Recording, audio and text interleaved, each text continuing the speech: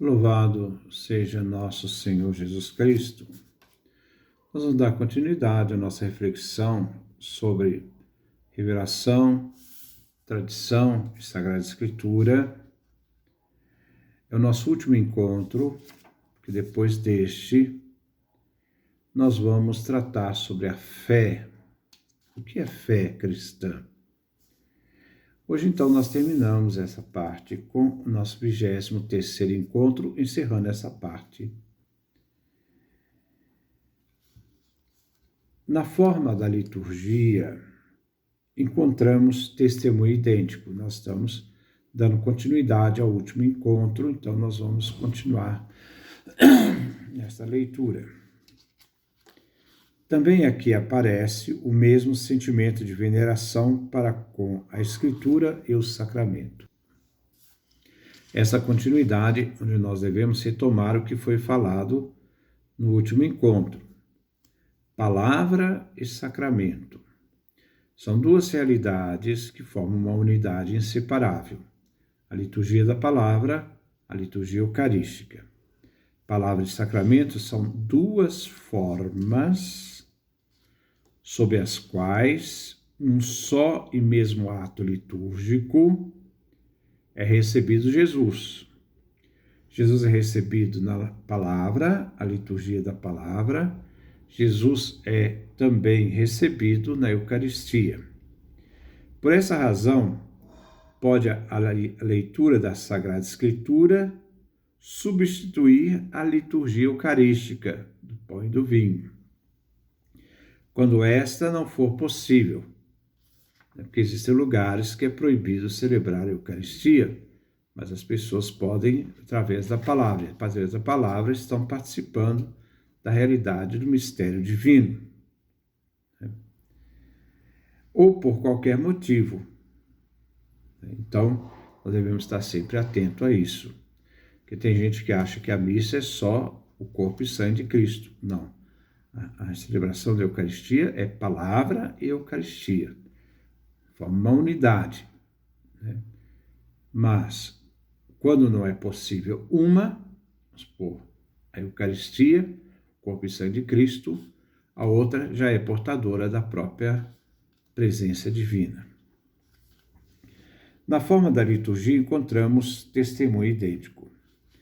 Também aqui aparece o mesmo sentimento de veneração para com a Escritura e o sacramento.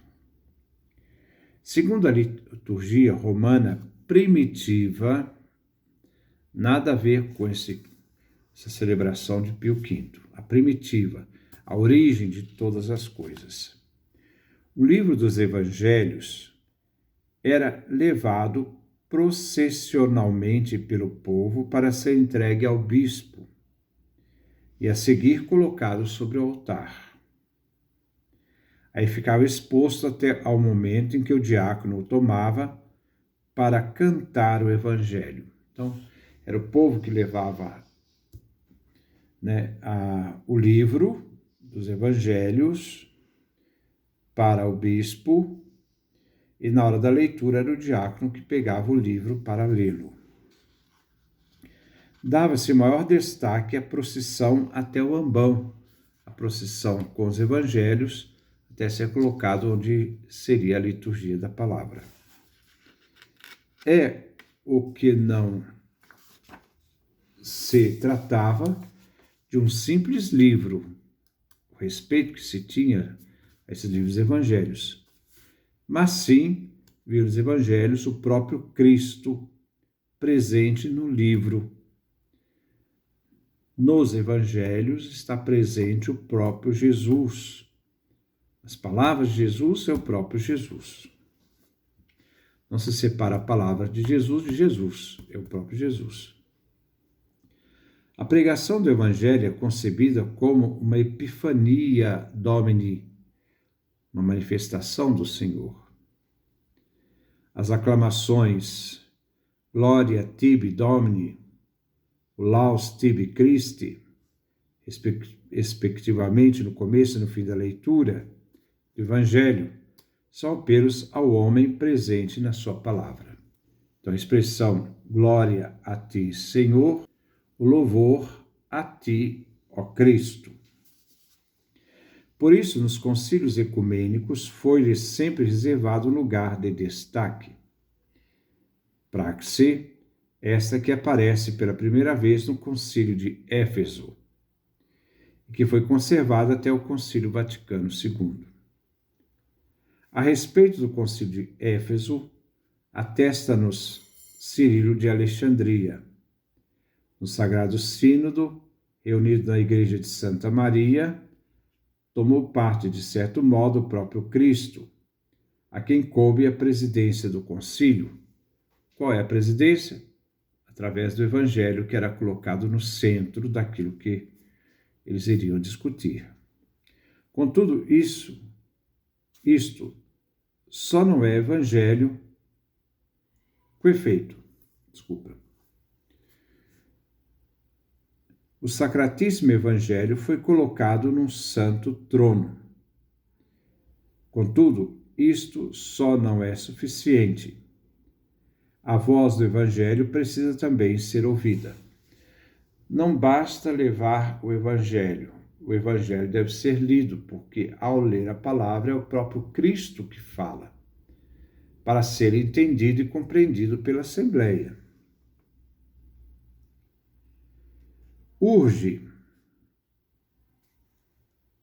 então, entender que não é a mera presença local, se não vem transformada numa presença efetiva da palavra de Deus.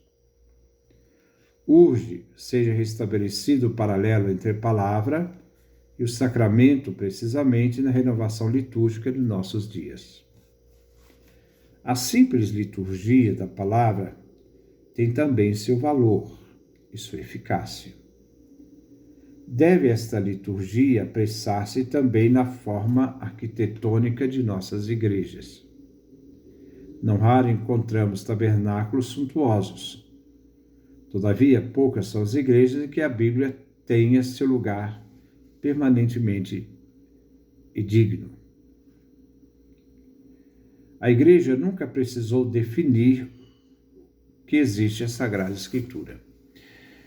Na questão arquitetônica, muitas vezes se dá muita ênfase ao altar e à liturgia da palavra, que é o altar da palavra, que é a presença real de Jesus na palavra, onde se anuncia esta palavra divina, muitas vezes não é destacada. Então, a igreja nunca precisou definir que existe a Sagrada Escritura. Constituiu isto sempre um fato e uma premissa incontestável da própria vida cristã. As questões relativas à Escritura, das quais tratavam os concílios de Florença, de Trento e do Vaticano I, foram: o que é a Escritura? Segundo, qual o seu papel como fonte da revelação? Em outra parte, nós vemos que a importância desta Escritura jamais deve ser deixada de lado ou minimizada.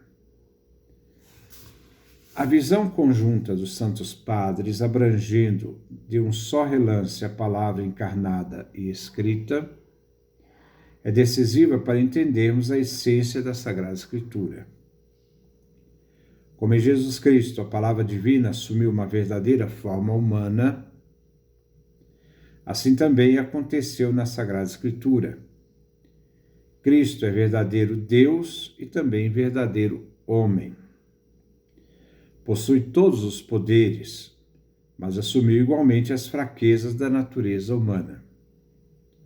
Uma fraqueza da natureza humana só pode ser excluída dele, se isto for exigido em consequência da união pessoal da natureza humana com a divina.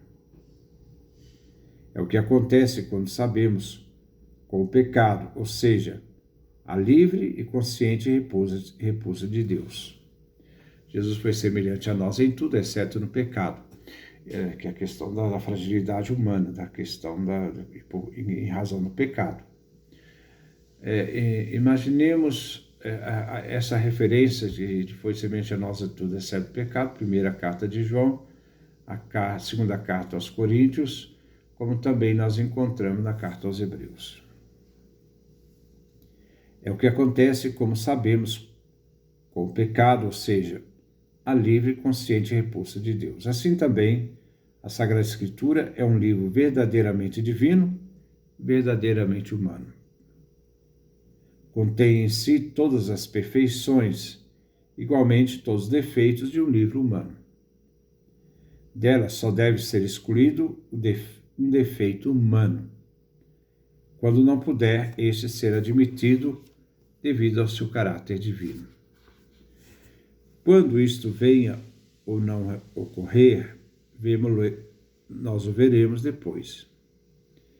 Embora, em consequência, não podemos separar na Sagrada Escritura o que é divino e o que é humano, como não se separa em Jesus o divino e o humano, é uma unidade inseparável, também na Escritura não se separa o divino e o humano, embora são distintos. Né? Saibamos que a palavra humana é igualmente palavra divina, que a palavra divina só existe se põe ao nosso alcance em palavras humanas, porque o ser humano só pode entender aquilo que ele conhece, capaz de pensar na sua capacidade de percepção e de pensamento. O ser humano não pode pensar uma coisa impensável, porque todo critério do ser humano passa pela sua própria experiência, sua capacidade racional de pensar. Né? Contudo, só poderemos compreender com justeza as duas naturezas da palavra da Escritura, se a título de análise as distinguirmos uma da outra. Esta a razão porque trataremos, então, de ver que nós devemos compreender que, de um lado, nós temos o lado humano na Escritura, do outro lado, o aspecto divino, que forma uma unidade, forma a Sagrada Escritura. Então, com isso, nós terminamos mostrando esse valor da palavra, a herança dos pais da Igreja em determinar esta palavra, a importância da palavra de Deus, não só na questão sacramental, a questão da palavra e sacramento, uma unidade, e que na palavra está realmente, no Evangelho, está presente Jesus, que não é só um livro fechado, é um livro que se deve ser lido para anunciar essa palavra. Como a palavra de Deus se fez carne em Jesus, o que é divino se fez humano, também a revelação daquilo que é divino se fez através do humano, por isso pode ser escrito nessa escritura humana, que, sendo escrito por seres humanos, traz o elemento divino, a presença divina inseparável com o humano. Quando Jesus, então, novamente repito, palavra eterna do Pai, se fez homem, habitou entre nós. Que Deus nos dê a sua graça, a sua bênção, sua face resplandeça sobre nós.